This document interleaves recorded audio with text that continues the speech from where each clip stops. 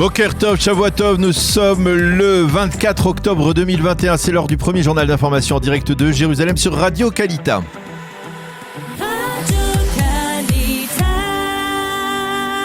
Daniel, bonjour, et l'information principale de ce début de matinée se rapporte à la décision du ministère israélien des Finances de qualifier d'organisation terroriste 6 ONG palestiniennes. Effectivement, bonjour Boker Tov, Laurent, c'est une décision qui fait beaucoup de bruit tant en Israël qu'aux États-Unis. D'ailleurs, le porte-parole du département d'État américain a déclaré à ce sujet qu'il allait demander des clarifications aux Israéliens, mais au ministère israélien de la Défense, on affirme avoir prévenu l'administration Biden de cette décision avant de l'annoncer. L'on précise même que l'on a fourni aux Américains des documents qui permettaient de corroborer cette accusation.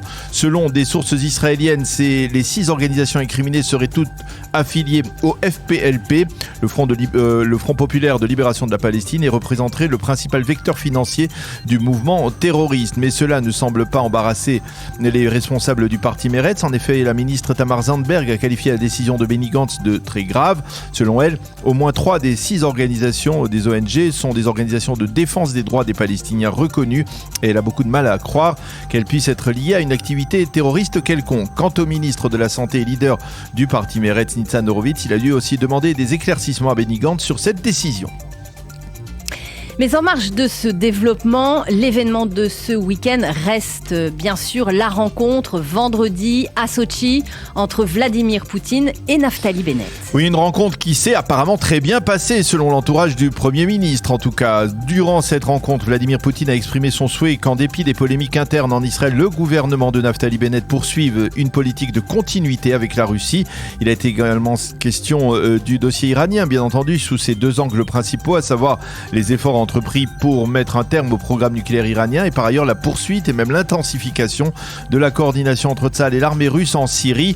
Bennett a précisé que son gouvernement allait poursuivre ses efforts afin d'empêcher une implantation des Russes en Syrie, à proximité de la frontière avec Israël en particulier. A noter que vu la prolongation de la rencontre vendredi après-midi, Naftali Bennett et ses conseillers ont passé le Shabbat à Sochi. À la fin du Shabbat, Poutine a téléphoné à Naftali Bennett et lui a demandé s'il avait passé une agréable journée. Il l'a même invité à revenir en Russie avec son épouse. Le Premier ministre est rentré ce matin en Israël.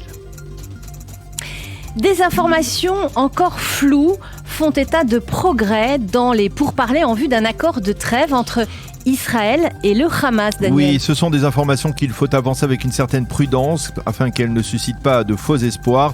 Mais selon un site d'information égyptien, Rai El-Yaoum, 70% des termes d'un accord auraient été conclus entre Israël et le Hamas via la médiation égyptienne. Cet accord inclurait un échange de prisonniers et, je cite, des surprises qui sont à attendre dans les termes de cet accord, selon toujours des sources égyptiennes. Et puis la délinquance dans le secteur arabe israélien qui se poursuit avec un nouvel assassinat durant ce Shabbat. Oui, cela s'est passé samedi après-midi devant le port de Jaffa, alors que des centaines d'Israéliens se promenaient tranquillement sur le bord de mer. Un arabe israélien connu des services de police pour ses activités criminelles a été éliminé par des inconnus qui l'ont abattu de plusieurs coups de feu. La victime avait passé plus de 12 années en prison. Au sein de la police, on redoute que cette élimination ne donne lieu à de nouveaux actes de violence dans la ville portuaire au sud de Tel Aviv. Et puis on termine ce journal avec quelques données sur l'épidémie en Israël, des données qui confirment toujours la baisse constante de la propagation du virus en Israël. Oui, la tendance de ces 2 dernières semaines se confirme. On a recensé hier 962 nouveaux cas avec un taux de positivité de 1% seulement. 303 malades graves ont été dénombrés, dont 155 sont sous assistance respiratoire. Depuis le début de l'épidémie, 8046 personnes sont décédées en Israël. Plus de 3,8 millions d'Israéliens ont reçu la 3e dose du vaccin Pfizer, et la grande question à l'ordre du jour du ministère de la Santé cette semaine sera de décider si oui ou non l'État d'Israël doit vacciner les enfants de 5 à 11 ans.